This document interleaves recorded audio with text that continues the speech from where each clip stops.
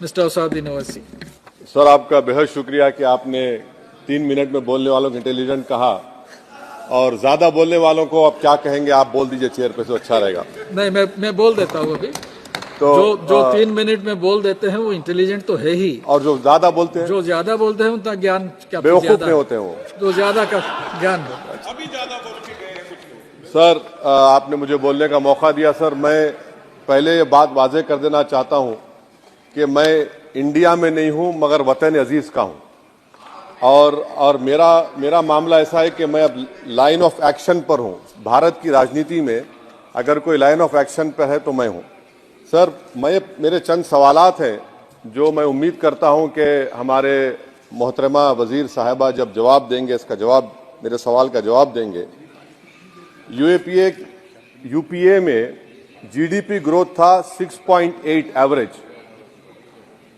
नरेंद्र मोदी की सरकार में जीडीपी ग्रोथ हो गया 5.9 एवरेज। इसका जिम्मेदार चीन है या पाकिस्तान है, बता दीजिए। Fiscal deficit as percentage of GDP, sir, वो था 4.7 यूपीए के टाइम पर। नरेंद्र मोदी की सरकार में हो गया 5.1 एवरेज। इसका जिम्मेदार कौन है? हाँ, पाकिस्तान है। सही कह रहे हैं आप। मान लिया, आपके अकल की तारीफ करता हूं। सर, इन्फ्लेशन है यूपीए के हुकूमत में 8% था, नरेंद्र मोदी की सरकार में 5% है। मगर क्या यह बात सच नहीं है कि जो ग्लोबल तेल की कीमतें थी 2008 से 14, वो एक बैरल $100 के ऊपर बिकता था।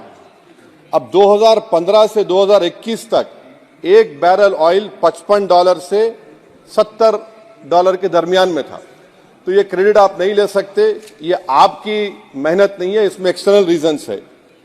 मेरा चौथा सवाल ये है सर कि आखिर आप, अगर जीडीपी हमारा 5.9 एनडीए गवर्नमेंट का रहा, तो फिर अनएम्प्लॉयमेंट रेट कितना है?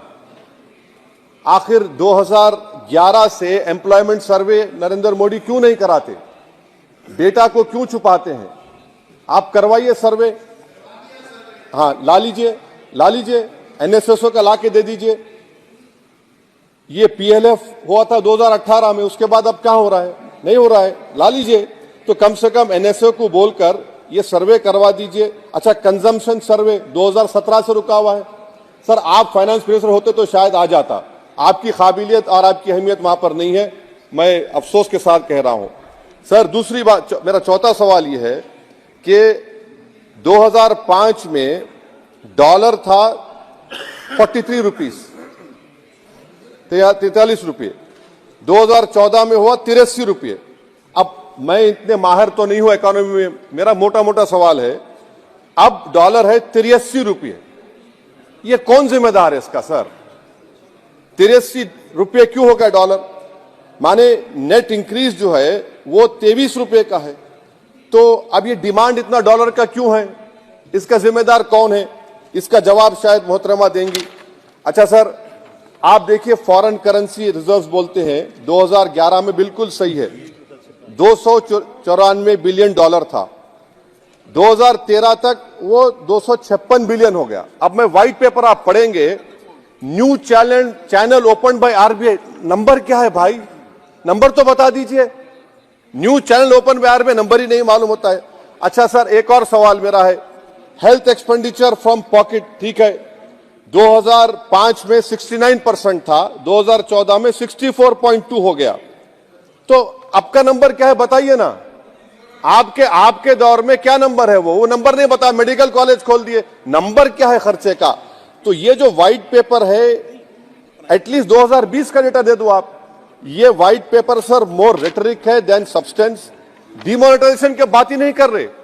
डिमोनेटाइजेशन तो बर्बाद कर दिया देश के गरीबों को, इसका जिक्र ही नहीं करेंगे। वो तो मास्टर स्ट्रोक था आपका, मगर बर्बाद हो गए।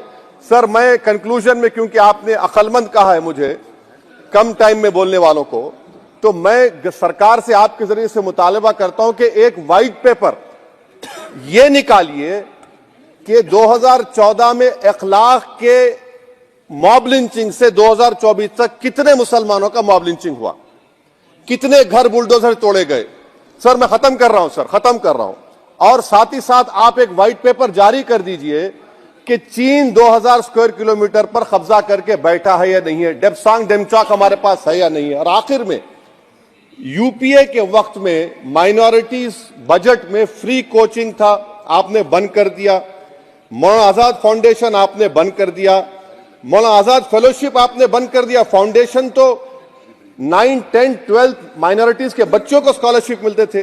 प्री मैट्रिक स्कॉलरशिप आपने 9th क्लास से उसको रेस्ट्रिक्ट कर दिया। हो गया ये सर मैं खत्म कर रहा हूं सर। तो मदरसा एजुकेशन आपने खत्म कर दिया। ये क्यों किया आपने भाई? हद तो यह होगी कि आपके पास 2014 में एक मुस्लिम वजीर था, अब तो एक भी नहीं है, एक भी नहीं है। अजीब है मामला। अब आप देख लीजिए तो ये बातें हैं सर। और फिर सर ये व्हाइट पेपर में आप देखिए सर, ये व्हाइट पेपर में बिजनेस स्टैंडर्ड का एक आर्टिकल का जिक्र है मिस्टर शंकराचार्य का। ये शंकराचार्य साहब जो है, मिस्टर शंकराचार्य, ना रेटरिक पर रेटरिक लिख रहे हैं आप, उसका तोते की तरह लिख दिए उसको, ना नंबर भी देते वो। तो ये जो व्हाइट पेपर है सर, ये मोर रेटरिक सब्सटेंस है। मैं उम्मीद करता हूं कि कल तक देश के प्रधानमंत्री वो व्हाइट पेपर जारी कर देंगे कि कितने मुसलमानों का आपने मार्जिनलाइज कर दिया, बुलडोजर से घर तोड़े गए, कितनों का एनकाउंटर हुआ, कितने जेल में है यूएपीए में, और चीन कितनी जमीन पे कब्जा करके बैठा हुआ है। बहुत बहुत शुक्रिया सर।